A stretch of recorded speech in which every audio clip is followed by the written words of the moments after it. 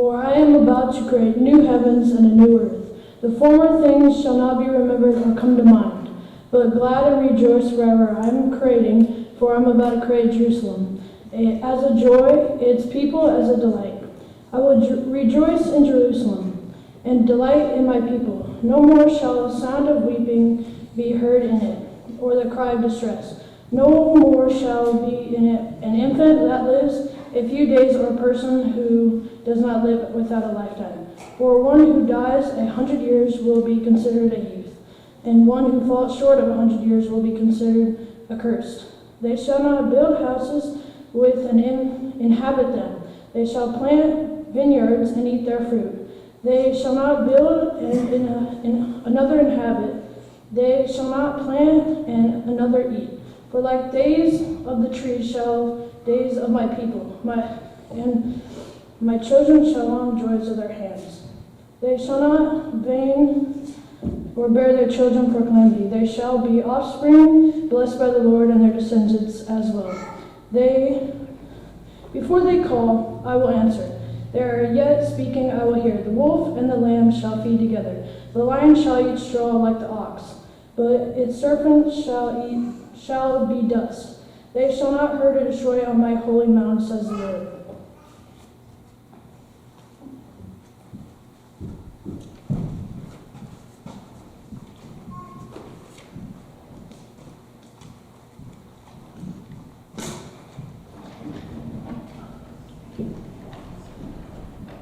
So, I assume we all know what season is coming up, right?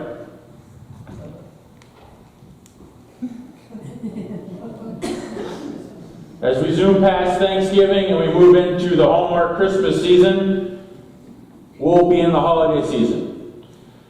Did you know, you probably saw on social media, there was actually a job. You could watch 12 Hallmark movies before Christmas, and if you blogged about them, if you wrote your honest opinions of the movies, you could get $1,000. I looked into the application, and it was all good. I was filling it out till the end because I figured they needed an honest review of these movies, not this sappy stuff. These are great, just fun to watch. They needed a review to remind them how mind-numbing and how they're changing society for the worse, and they needed to stop. But I got to the end, you need to send in a video showing up with your holiday Christmas spirit. I thought that might be going too far, so I didn't apply for the movie. Now, I like to make fun of Hallmark Christmas movies because it's fun to make fun of them, I guess. But they do serve a purpose, I suppose. They get us in the right mode or the right feeling for the Christmas time that's coming up, because the Christmas season tends to come out of nowhere, really. I mean, we think about planning for Thanksgiving. The next thing we know, it's Advent, and pretty soon it's the season of New Year's resolutions, and all of a sudden it's January, and we're back to our old routines again. Usually, after that happens, I end up looking back over the season and think, man, that went by real fast. Every year I think, this time I'm going to slow down, we're going to do something a little different, I'm going to take time to try something else, or we're actually going to make a resolution stick, or this year is going to be different. And usually it's all over. And I think, holy smokes, nothing really changed. We kind of just ran right through it, and we survived another one. Right? We get caught up in the whirlwind of perfect Christmas towns and Santa granting wishes and true love found in coffee shops and bakeries and evil corporations and cities tearing apart relationships. But that's a whole other sidetrack. But it is, right? It's a flash. The holiday season is here. You're running around to get everything accomplished, and all of a sudden it's over. So this year I thought, I'm going to start early, working on New Year's resolutions and a way of doing something different. If we think about what we're truly celebrating that holiday season, it's the birth of Jesus. And that passage that Hayden read is a wonderful way to embrace what that truly means. That transformational power. Now, this isn't going to be another plea for putting Christ back in Christmas or doing away with holiday movies or all the glitz and glamour that goes with Christmas. It's going to be a reminder about the power that we truly do celebrate. And maybe a way to look at how we can harness some of that transformational power for ourselves. In this passage from Isaiah, we need a little context. Isaiah is a prophet, and he's working around the time of the last exile of the Jewish people out of Jerusalem, meaning the last time they're conquered before the time of Jesus and taken away. And this prophet, which may or may not be the same prophet Isaiah is writing, but as the people are coming back, they're coming back to Jerusalem and starting to rebuild, and he gives them this reminder that, things are going to be made new eventually. Everything is going to be right. And those times people believe that justice was either served in this life or in the life to come. And obviously, for as many times as the Jerusalem and Hebrew people had been conquered, and as for much suffering as that they had served, the only way they were going to feel justice was in the next world to come. When Jesus came back, they didn't have Jesus yet then, but when God came back and he made New Jerusalem and a new heavens and a new earth, that was the way things were made right. So that's the story that Hager read for us. And then we know, if we've ever read the book of Revelation at the end of the New Testament, we remember to talk about the apocalypse and the world being destroyed and God or Jesus coming back. But it's different. It's not being destruction. It's about being transformed and changed. Even John says he's making all things new. He's not making all new things. Meaning that idea of destruction and blowing things up and starting over is not the way God works. In fact, in confirmation this morning, which I'm sure all the kids are paying close attention to, we talked about a story. We've kind of whipped our way through the Old Testament where God has had a chance to start over. Remember how many different times God had a chance to start over with anybody? As I said, they were paying close attention to the confirmation things. One more, Mackenzie. 3, exactly. 3 times God's already had a chance to start over with everybody. Garden of Eden didn't work out so good. Noah and the ark, he started over. And now the Jewish people have been freed from Egypt, and 2 months later they're worshiping a golden calf. And God says, I'm starting over. But Moses begs to have a second chance, and they do.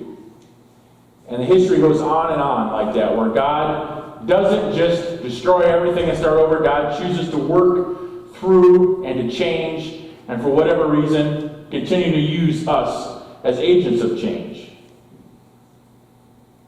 Maybe it would be easier if God just came down and says, I'm starting completely over. Right? I'm wiping everything out and I'm making everybody a robot so they do exactly what I want all the time. But for some reason, God has chosen to make new. Even in that story in Isaiah, the passage that we read, there will be a new Jerusalem. It won't be like it's everything brand new that no one recognizes. It just will be a time of joy and delight rather than a time of weeping and crying and violence.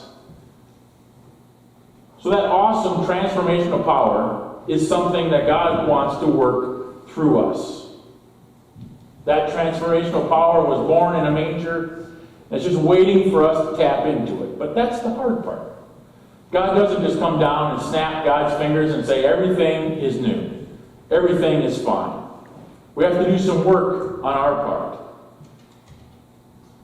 We have to work, and for some reason God has chosen to work through us in creation to make things new again, to change things.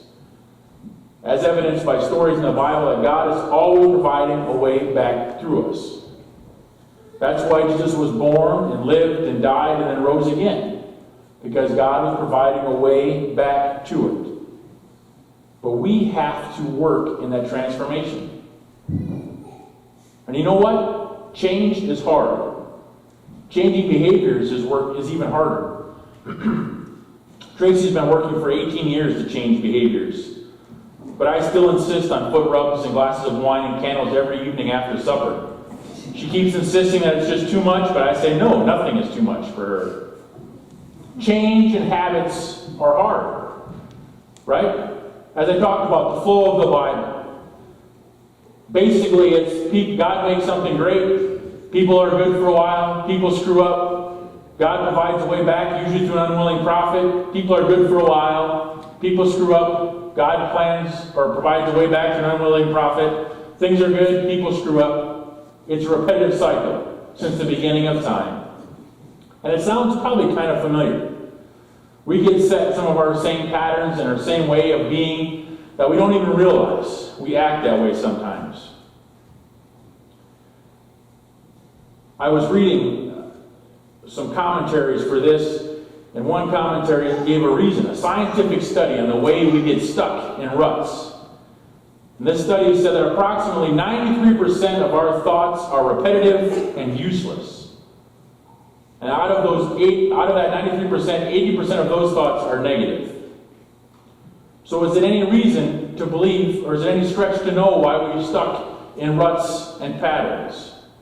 We can call them grooves, you can call them ruts, whatever you want, stuck in your ways, whatever you want to call them. But we are good at just being that same way. Maybe out of some stroke of luck, we'll recognize sometime before we react to a certain situation, and wait a minute, why did I do that? Why did I say that this time? Why did I react this way again? How come this person always triggers this in me? Or how come when I get in this situation, I do the same thing over and over again?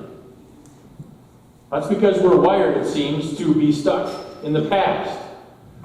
And we're wired to be negative, for whatever reason that may be. Yet God still chooses to work through us.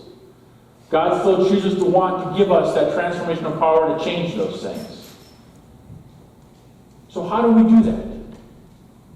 We begin first with noticing when we start to act that way.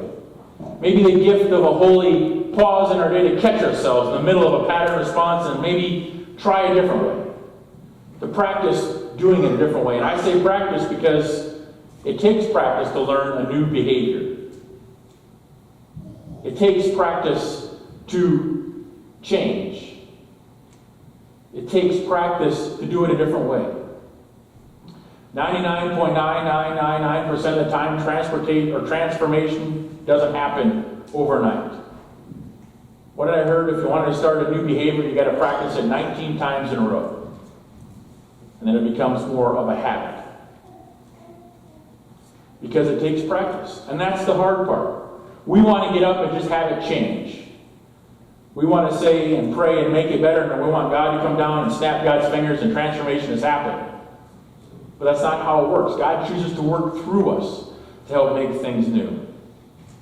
Think of the image of that lamb and the wolf or the lion. The wolf and the lamb shall feed together, the lion shall eat straw like a fox. It's an image that we've probably all heard before or all imagined. It's kind of become commonplace. Kind of a neat little picture of the way life is going to be once God comes down and makes things new.